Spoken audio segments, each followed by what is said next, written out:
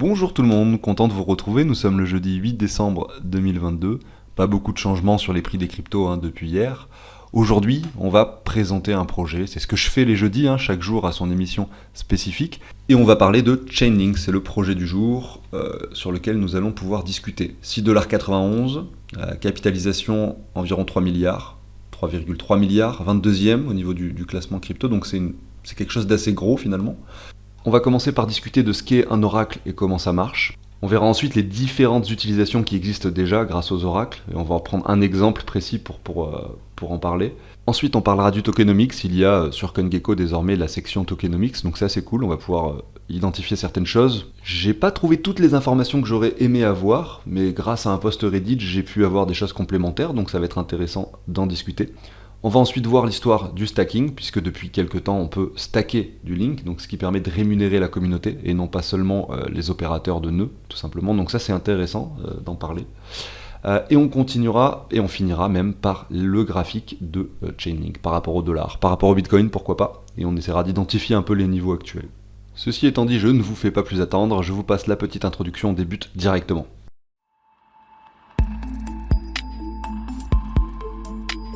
Alors c'est parti, on va débuter avec ce qu'est un oracle, à quoi ça sert Chainlink déjà, c'est un peu la base. Donc en une phrase, on peut dire que c'est un protocole qui va permettre de récupérer des données, des informations de la vie réelle, par exemple ici les résultats d'un match de sport, pour les intégrer dans une blockchain, tout simplement, voilà. Et donc c'est possible grâce à un oracle, c'est comme ça que ça s'appelle, c'est le système qui va permettre d'effectuer ce processus. Et ce système qui à la base n'est pas forcément décentralisé, Chainlink l'a fait et l'a produit en décentralisé, c'est-à-dire avec un nombre d'opérateurs bien définis à l'avance qui vont agir en tant que réseau complètement décentralisé à faire la passerelle entre justement les données de la vie de tous les jours au smart contract. On va rapidement voir comment l'écosystème de Chainlink est structuré. Donc en fait vous avez deux infrastructures différentes, une on-chain, une off-chain, tout simplement. Donc ça veut dire qu'il y en a une qui est sur la blockchain et l'autre qui ne l'est pas. On va voir comment est-ce que ça fonctionne. Alors là, vous avez un schéma hyper simplifié. Vous voyez que sur la blockchain, il y a un utilisateur qui va, à travers un contrat, faire une demande d'une donnée spécifique de la vie extérieure. Ça va passer à travers l'oracle qui va obtenir la donnée et puis qui va la renvoyer à l'utilisateur. C'est tout simple. Ça, c'est vraiment un schéma basique, très très simple, mais qui a le mérite d'être clair. Et ce processus on-chain, il va se dérouler en 3 étapes. Donc tout d'abord, il y a un contrat de réputation. C'est une sorte de smart contract qui va s'occuper d'examiner les antécédents des fournisseurs d'oracle. Donc ça permet de vérifier, comme son nom l'indique, la réputation de chaque fournisseur d'oracle. Est-ce qu'à chaque fois il donne des informations vraies et vérifiées qui sont bonnes, etc. pour tout simplement répondre au mieux à la demande. Ensuite, il y a un contrat de correspondance des demandes. Et ça, c'est une étape où on va récupérer la demande finalement du client, entre guillemets, du demandeur effectivement de la donnée en question. Et on va la transmettre à un oracle qui est approprié, voilà, en fonction du service qui sera demandé bien sûr. Et donc lui, cet oracle, il va se charger de collecter et sélectionner les meilleurs fournisseurs d'oracle. Du coup, parce qu'en fait, on peut estimer un oracle comme, il faudrait faire un schéma, mais imaginez une sorte de gros cercle, c'est l'oracle en question. On lui demande de récupérer par exemple des données météorologiques, donc lui il va le chercher les meilleurs fournisseurs qui ont au niveau des antécédents récupéré les données météorologiques de façon le plus exacte possible, avec les meilleures API possibles, également la meilleure réputation, et on va les sélectionner pour pouvoir répondre à la demande. Mais il faut comprendre que chaque fois que je passe une étape, donc là les 3 étapes qu'on a ici, on parle de contrats. Ça veut dire que c'est des lignes de code qui sont, c'est ce qu'on appelle des contrats, qui vont permettre d'établir une action précise en fonction de ce qui rentre dans le contrat. On va faire une demande, et le contrat il va agir en fonction de cette demande pour pouvoir fournir la meilleure solution. En fait, on automatise des choses. C'est ça le principe d'un smart contract, c'est d'automatiser des demandes, tout simplement, pour pouvoir fournir ensuite des données précises. Et ensuite, on a un contrat d'agrégation. Donc pour résumer, on a un premier contrat qui va vérifier la réputation des oracles, un deuxième qui va aller chercher les bons oracles en fonction de la demande, et le troisième qui va du coup collecter les données tout simplement pour les fournir aux clients. C'est ça le contrat d'agrégation. Voilà. Donc ça c'était de façon très très simplifiée le fonctionnement d'un oracle on-chain. Maintenant on va voir l'infrastructure off-chain. Vous avez du coup ici un logiciel qui s'appelle Chainlink Core qui va permettre de faire le lien entre les données du coup on-chain et off-chain. Et il va permettre du coup de traduire les demandes de l'utilisateur qui avait fait la demande sur la blockchain. Il va traduire cette demande qui était sur un smart contract en langage blockchain sur un langage usuel de la vie de tous les jours. C'est à ça que sert Chainlink Core.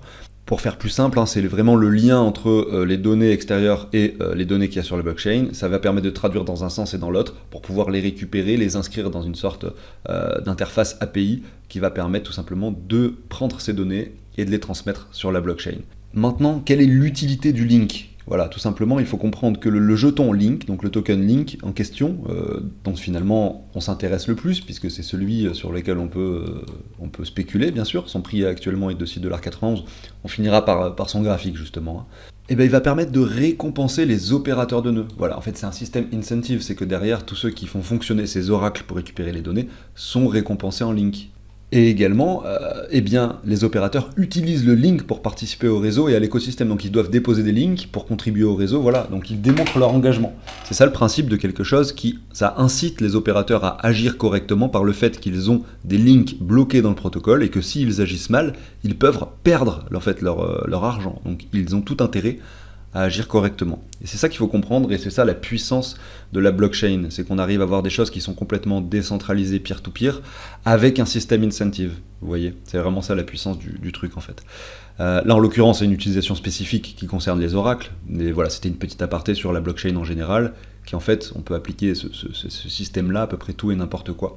Et justement, on en reparlera probablement souvent lorsqu'on fera des vidéos sur des projets comme ça les jeudis. Donc là, il y a 3 autres utilisations du link. Hein. Bon, ça sert à payer le formatage des données donc au niveau des formats lisibles par la blockchain, donc pour payer les calculs effectués off-chain en tant que garantie auprès des opérateurs, donc c'est ce qu'on vient de voir. Mais ils expliquent ensuite que le token est très utile au sein du réseau, mais il n'apporte pas forcément d'avantages pour la communauté. Et c'est là où justement on va pouvoir enchaîner avec le tokenomics. Et en fait, récemment, ils ont ouvert la possibilité de stacking. Vous pouvez stacker vos links. Ça, c'est vraiment une bonne chose, c'est-à-dire qu'avant, on va parler d'abord du tokenomics et ensuite du stacking, vous allez voir pourquoi. Le tokenomics, donc je vais sur le token link, ici sur CoinGecko, vous avez la section tokenomics désormais, vous avez ce graphique, donc vous pouvez voir que l'entreprise possède 30% des tokens, que lors de la public sale, 35% des tokens ont été distribués. Voilà, donc ça c'était la petite aparté tokenomics, on va voir rapidement les cas d'utilisation actuels. Donc évidemment, en premier lieu, il y a la DeFi, parce qu'il y a des plateformes comme Synthetix Network, si je ne dis pas de bêtises, où vous allez pouvoir acheter par exemple l'action d'Apple, mais sur la blockchain directement, parce qu'ils vont récupérer le prix grâce aux oracles, etc. Et donc vous, avec vos Ethers, vous allez pouvoir vous balader avec un wallet décentralisé et acheter directement des actions Apple. Voilà, c'est une des utilisations par exemple, et une des premières qu'on a eues avec les oracles. Derrière, vous voyez, il y a plein de choses, les assurances, la supply chain, les gouvernements, etc. Faut vraiment s'amuser à cliquer dessus et aller lire ce qui est écrit pour comprendre vraiment les cas d'utilisation. Je l'ai fait pour certains d'entre elles, n'hésitez pas à aller sur le site blog.chain.link, vous allez avoir tout ça, tout simplement. N'hésitez pas à jeter un œil. J'ai sélectionné un cas d'utilisation pour essayer de vous le décrire, vous allez voir que c'est intéressant. C'est la partie sustainability. Et là, l'idée, c'est que nos chers oracles, ils vont pouvoir récupérer des données de la vie courante, donc qui viennent de satellites ou de capteurs, tout simplement de CO2, pour essayer d'identifier et directement de voir les entreprises qui polluent le plus, qui polluent le moins, et surtout de récompenser celles qui ont des actions positives pour le climat ou des choses comme ça, vous voyez. Ensuite, là, vous avez un cas concret, par exemple, de Green World Campaign. Donc, c'est un projet qui a pour but grâce aux oracles de Chainlink, tout ça, et aux données réelles qui sont ceux des satellites et de capteurs de CO2, le but, c'est de récompenser les agriculteurs qui vont produire de l'agriculture régénératrice. Et visiblement, dans ce cas-là, ça veut dire la reforestation de terres. Voilà, tout simplement. Et en fait, grâce aux capteurs de CO2, ils vont pouvoir vérifier que la reforestation est bien réelle, également grâce aux images, j'imagine. Et donc en fait, voilà, ils vont pouvoir récompenser financièrement les agriculteurs qui agissent correctement pour la planète. Et ça avec des données qui sont immuables et vérifiées par les oracles, et inscrits du coup sur la blockchain et sur une base de données qui permet de concrètement être sûr qu'effectivement ces acteurs agissent correctement. Voilà, c'est un des exemples en fait, des cas d'utilisation, il y en a vraiment beaucoup, on pourrait en imaginer des centaines, vous en avez plein de décrits sur ce site, n'hésitez pas. J'enchaîne rapidement avec le stacking. Depuis peu, vous pouvez stacker vos links, vous voyez il y a 4,75%. Ça veut dire qu'avant vous avez des links, vous ne pouviez pas les faire travailler, désormais vous pouvez. Ça c'est intéressant parce que l'inflation qu'il y a sur le link, parce qu'a priori il reste encore des tokens qui seront petit à petit en circulation au fur et à mesure du temps, bah, si vous pouvez obtenir une contrepartie, c'est-à-dire, certes, il y a une inflation, mais vous en profitez parce que vous fructifiez, vous augmentez votre quantité de link en les stackant. C'est un peu ça l'idée, et en même temps, vous permettez le bon fonctionnement du réseau. Donc c'est plutôt cool comme action. Moi, je ne l'ai pas fait honnêtement, mais j'y réfléchirai peut-être pour stacker mes links un de ces jours. Regardons maintenant son graphique. Alors, je suis allé sur TradingView juste avant, j'étais là-dessus, vous voyez le trade qu'on a initié ensemble lundi. Donc on est allé chercher ici les 16 600, on a spéculé sur une chute jusqu'aux 16 000. On voit que le Bitcoin rebondit un peu, on se trouve maintenant dans ce canal, vous voyez. Donc ce qui est intéressant, c'est que là on a touché cette ligne une fois, deux fois, là on est sur un point de résistance sur le très court terme, il est possible qu'on rebondisse à la baisse ici, vous voyez. Donc c'est à suivre. Bref, c'était vraiment une petite aparté très rapide, on enchaîne directement avec le link. On voit que lors de la phase haussière précédente de 2021, le token a touché les 54 $. On est sur les 7 $ actuellement. On a eu une spéculation excessive, comme c'est le cas sur chaque finalement cycle au niveau des cryptos. Il y a une phase d'euphorie qui s'est démontrée ici en mai 2021 avec un link extrêmement élevé au niveau de son prix. Derrière, la chute s'opère, on revient sur les 15 $, et en même temps, ça nous permet de former cette trendline qui était déjà là, et on voit on est venu s'appuyer à nouveau dessus. Et on l'a cassé, on l'a brisé, cette ligne de tendance là, ici, en novembre 2021. Voilà. Le marché ne pouvait plus supporter un prix aussi important, notamment parce que c'était clairement de la spéculation excessive également. Malgré tout, on peut constater que Link a eu une réelle prise de valeur entre son prix avant Bull Run. Regardez en 2019, ici, il valait... Alors, il faudrait que je zoome pour le voir, ou alors que je me mette en logarithmique. Et grosso modo, tac, on est là. Vous voyez ici, il valait 30 centimes. Donc, il y a eu une réelle prise de valeur qui s'est opérée sur le link. Maintenant, en termes d'analyse pure, on peut voir que du coup, on est venu en mai 2022 récemment chercher les 5 $ et on range depuis. Mais on n'a pas vraiment eu, comme par exemple sur BNB ou sur Chiliz d'ailleurs, sur d'autres cryptos, une poussée avant un retracement. On est vraiment sur un range. Le token ne fait plus rien depuis le mois de mai. On latéralise entre les 9 $ certes et les 5 $, ce qui est une grosse fluctuation en termes de pourcentage, mais on le voit par rapport à son prix précédent, c'est plutôt un range assez ennuyant sur lequel le link se trouve maintenant. Maintenant, pour un investissement, admettons, moi, si demain je souhaite acheter du link, on voit qu'on a cette ligne haute et cette ligne basse qu'on peut se tracer, tout simplement qui matérialise ce range. L'idéal, ça serait du coup d'acheter du link à 5,30 $, vous voyez le bas du range, mais on n'est pas venu la chercher à de nombreuses reprises. Juste ici, sur cette première mèche et cette seconde mèche. Récemment, on est allé à 5,78 $, on est sur les 6,95 $. Voilà, donc si jamais je devais là, effectivement, si je souhaitais acheter du link maintenant et que je voulais le faire dans la semaine qui vient ou dans les 2 semaines qui viennent, ce que je tenterais, c'est que déjà j'irais sur une journée là, ici. On zoome comme ça, vous voyez. Donc sur un contexte global, on a vu les altcoins sont très hauts en termes d'altcoin dominance, donc c'est possible qu'on casse ce range par le bas. À un moment, ce range il va être cassé, on ne sait pas dans quel sens. Mais là, si je devais localiser un achat, je le situerais ici entre les 6,40 $ et les 6,02 $. Pour du court terme, clairement, on voit que là, on est plutôt sur quelques bougies rouges ces derniers jours. Voilà, ça peut revenir sur cette zone et sur le court terme, c'est ce que je privilégierais.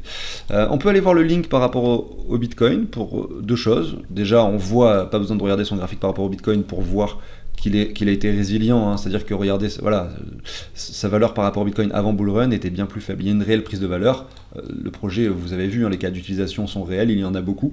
Et donc c'est pour ça que, effectivement, a priori, il ne retournera pas sur ces niveaux-là, tant que ce projet domine la concurrence aussi. Parce que, je ne vous ai pas montré, je crois que c'est ici. Vous avez ici 3 projets concurrents. Band Protocol, API3 et Winklink.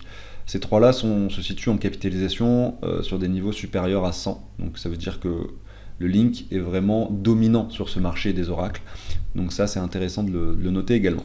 Donc, ce que je voulais vous montrer ici sur ce graphique, c'était 2 choses. La première, c'est que par rapport à ces niveaux avant Bull Run, il y a vraiment une certaine résilience qui s'opère sur ce token. On le voit sur son graphique par rapport au Bitcoin. Ici, également depuis le mois de mai, le token est assez résilient. Avec l'annonce récente du stacking, c'est vrai que c'est assez intéressant de voir que par rapport au Bitcoin, il se comporte très très bien depuis le mois de mai.